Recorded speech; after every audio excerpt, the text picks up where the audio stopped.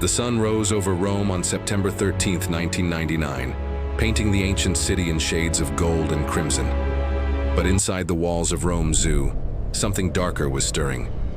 In the elephant enclosure, 5 tons of muscle and memory shifted in the early morning shadows.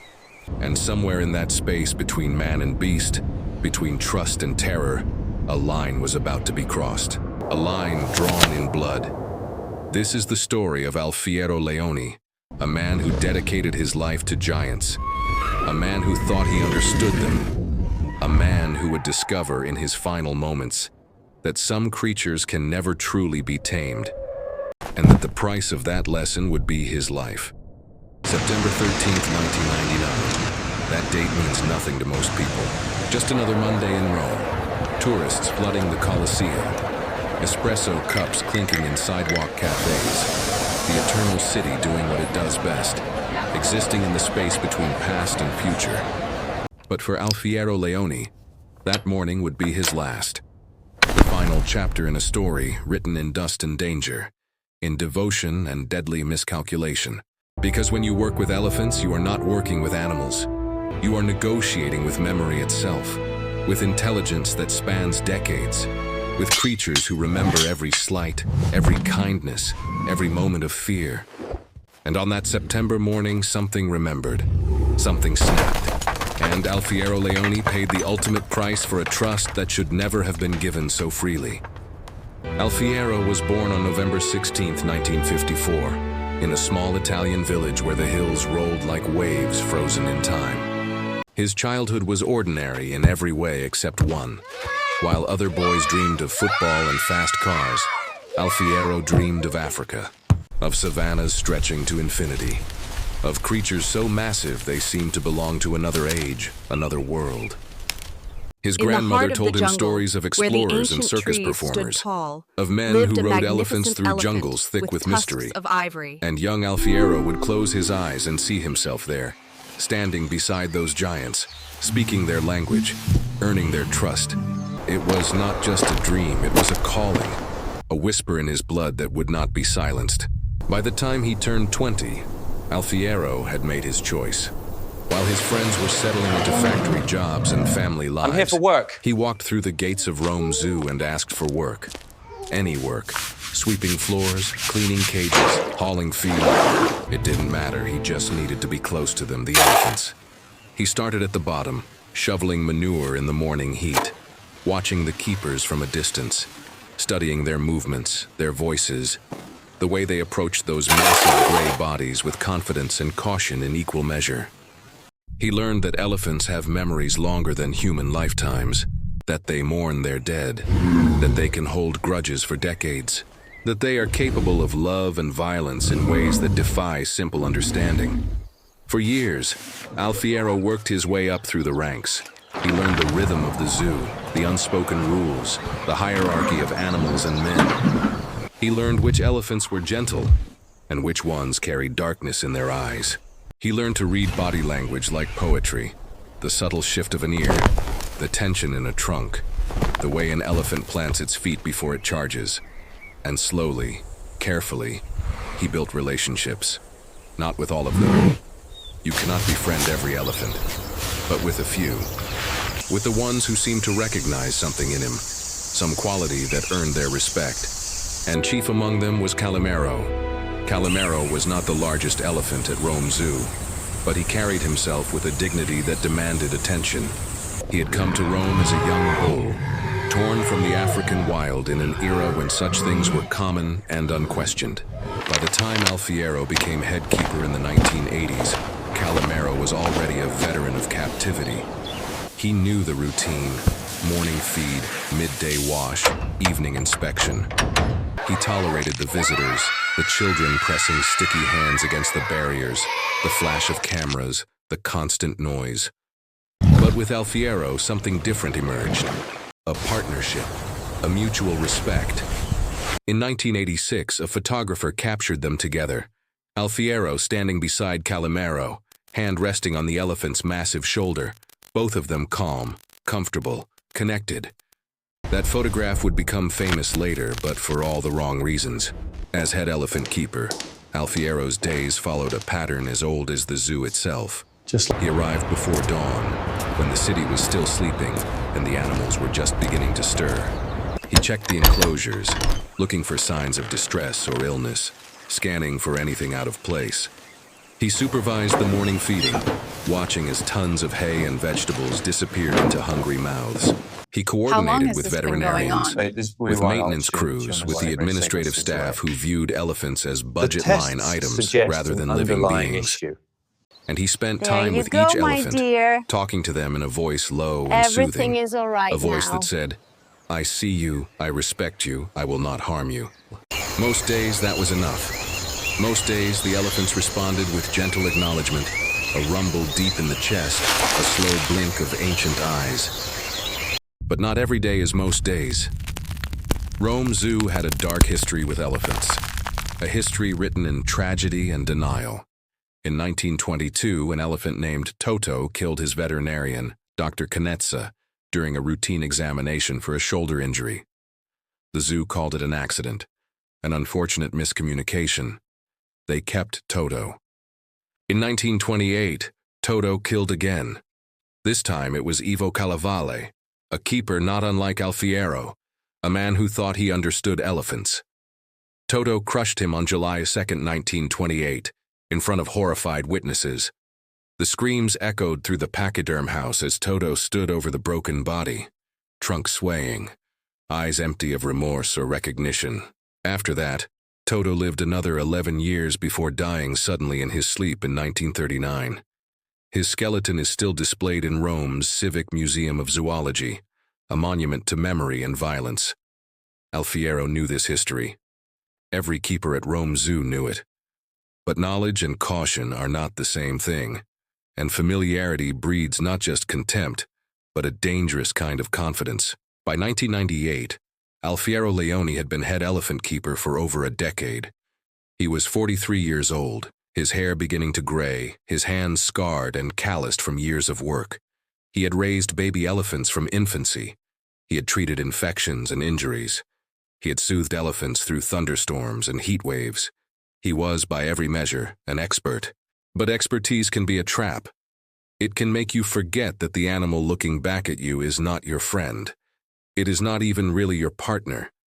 It is a wild creature wearing the thinnest veneer of domestication, and beneath that veneer lies something ancient and unpredictable, something that can kill you before you have time to scream. In 1998, Alfiero stepped down as head keeper. The reasons were never made fully public. Some said he wanted to reduce his responsibilities, to ease into a quieter role as he approached 50.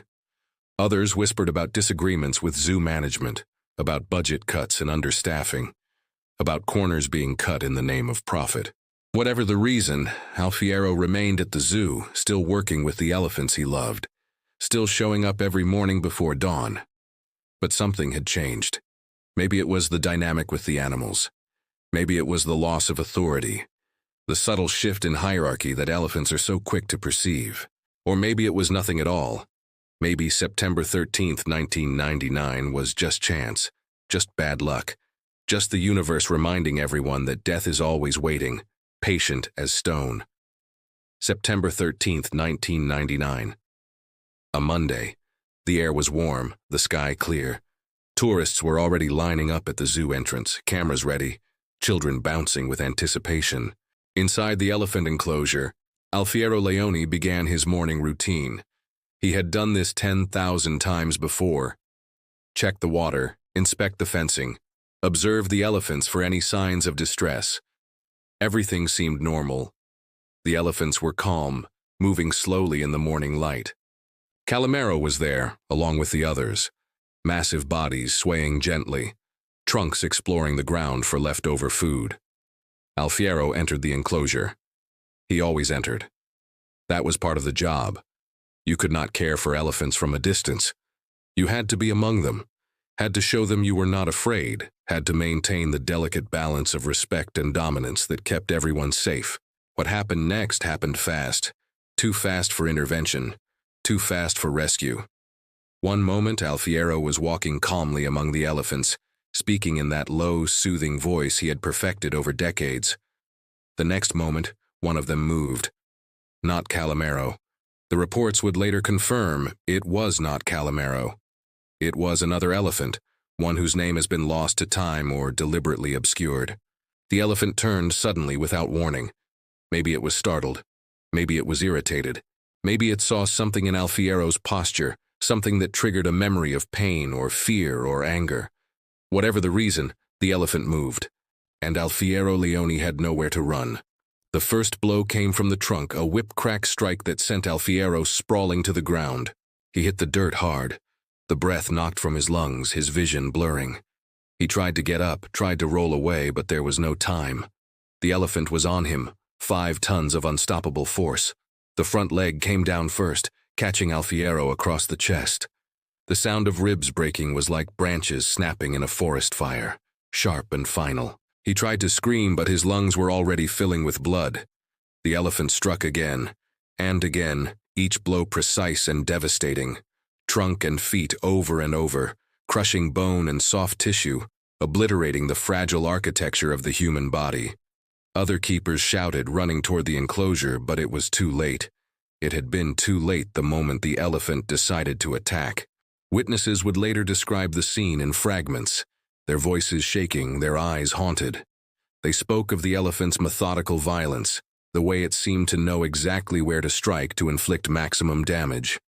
They spoke of Alfiero's attempts to crawl away, his hands clawing at the dirt, his body broken but still trying, desperately, impossibly, to survive. They spoke of the other elephants, standing motionless, watching, as if bearing witness to something ancient and necessary. And they spoke of the moment when Alfiero Leoni stopped moving, when the fight left his body and he lay still in the dust, surrounded by the creatures he had dedicated his life to understanding. It took less than 3 minutes. From the first strike to the final breath, less than 3 minutes. That is all it took to end a life built over 44 years. The zoo erupted into chaos. Keepers scrambled to separate the elephants, to secure the enclosure, to reach Alfiero's body. Someone called for emergency services, their voice cracking with panic and grief. Within minutes, sirens were screaming through the streets of Rome, ambulances and police cars racing toward the zoo. But there was no urgency in the paramedics' movements when they finally entered the enclosure. They could see from a distance that there was nothing to save. Alfiero Leoni was dead. His body was broken beyond recognition, crushed and trampled into the dirt. They covered him with a sheet and carried him out, past the other keepers, past the zoo staff, past the early morning visitors who had been rushed away from the scene, but could still sense that something terrible had happened. The autopsy confirmed what everyone already knew. Massive internal injuries, multiple fractures, crushed chest cavity. Death would have come quickly, the medical examiner said, as if that was supposed to be a comfort, as if the speed of dying somehow erased the horror of those final moments. The elephant that killed him was isolated and examined by veterinary behaviorists. They found no signs of disease, no physical ailments that might explain the attack. The elephant was simply being an elephant. Unpredictable, powerful, dangerous. The zoo issued a statement expressing deep sorrow and emphasizing their commitment to safety protocols. They did not mention Toto. They did not mention Ivo Calavale. They did not mention the 71 years that separated one elephant attack from another, as if that gap somehow proved the zoo was safe, rather than merely lucky. The media descended on Rome Zoo like vultures. Headlines screamed about killer elephants and zoo safety. Television crews broadcast footage of the enclosure, now empty and silent, the dirt still stained dark. Animal rights activists called for the closure of all elephant exhibits, arguing that captivity drove elephants insane, that the attacks were symptoms of psychological trauma, that no cage could ever be large enough or humane enough. Zoo defenders fired back, insisting that Alfiero's death was a tragic accident, that elephants were unpredictable, that proper precautions had been in place. The arguments raged for weeks, passionate and pointless because Alfiero Leoni was still dead, and no amount of debate would bring him back. His funeral was attended by hundreds, fellow keepers, zoo staff, friends, family members who had spent years worrying that something like this might happen. They stood in the rain and listened to eulogies that painted Alfiero as a hero, a man who died doing what he loved, a man who understood the risks and accepted them. But there was anger beneath the grief. Anger at the zoo for not doing more to protect its staff. Anger at the system that prioritized entertainment over safety. Anger at the elephants themselves, irrational as that was, because grief is not logical, and loss demands a target. Some people wanted the attacking elephant destroyed. Others argued it should be relocated. In the end, the zoo made no dramatic moves. The elephant remained, life went on, the enclosure was reopened. Visitors came and took pictures and marveled at the size and grace of the elephants, blissfully unaware that they were standing on ground, soaked with the blood of a man who had given his life to these creatures. Years have passed since September 13, 1999. Rome Zoo has been rebranded as Bioparco di Roma, a modern facility focused on conservation and education.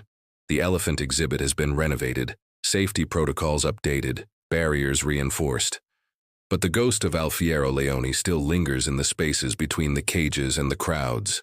Old keepers still tell his story to new recruits, a cautionary tale wrapped in tragedy. They show the photograph of Alfiero and Calamero standing together in 1986, and they say, "This is what can happen when you forget what you are working with." They say, "Never trust an elephant completely." They say respect is not the same as safety. And they hope desperately that the next generation will listen, that the next death can be prevented. But deep down, they know the truth.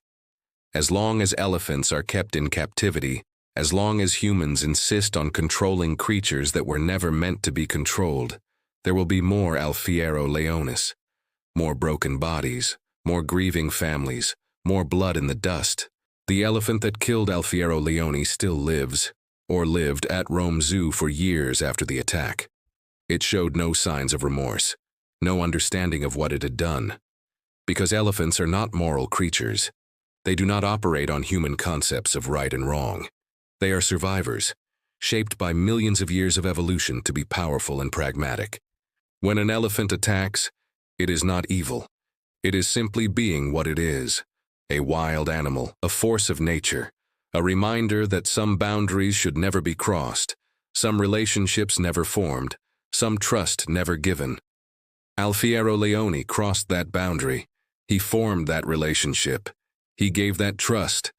And on a warm September morning in Rome, he paid the price. The legacy of Alfiero Leoni is complicated.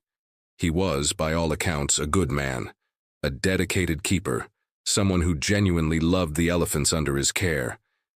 But his death raises questions that have no easy answers. Is it ethical to keep elephants in zoos at all? Can we ever truly ensure the safety of the people who work with them? Is the educational value of elephant exhibits worth the risk of human lives? These questions haunted the zoo community in the aftermath of Alfiero's death, and they haunt it still.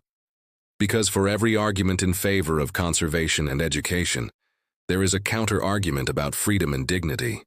And in the middle, caught between philosophy and practicality, are people like Alfiero Leoni, people who love animals so much they are willing to die for them, people who believe, right up until the moment of impact, that they are the exception, that their bond with the elephants is special, that tragedy is something that happens to other people. But there are no exceptions. Not really. The elephant does not care how long you have worked with it. It does not care about the bond you think you have built. It does not care about your love, or your dedication, or your years of service. When the moment comes, when something triggers that ancient instinct to fight or flee or kill, the elephant acts.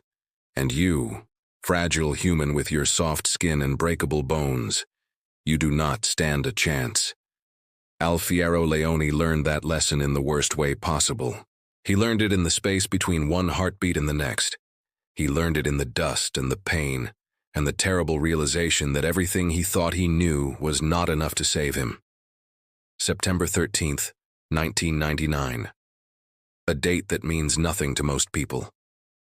But to the keepers at Rome Zoo, to the family of Alfiero Leoni, to anyone who has ever worked with dangerous animals, it is a date that echoes with meaning. It is a reminder that the line between life and death is thinner than we like to admit. That expertise is not armor, that love is not protection, that some creatures, no matter how magnificent, no matter how intelligent, no matter how seemingly calm, are never truly safe to be around. Alfiero Leoni spent his life trying to bridge the gap between human and animal, trying to prove that understanding and respect could overcome instinct and danger. In the end, the gap was unbridgeable. The danger was real. And Alfiero Leoni, keeper of elephants, lover of giants, became one more name on the long, tragic list of people who underestimated the creatures they thought they knew. His death was not heroic. It was not poetic. It was brutal and senseless and entirely preventable. And that, perhaps, is the most haunting part of all.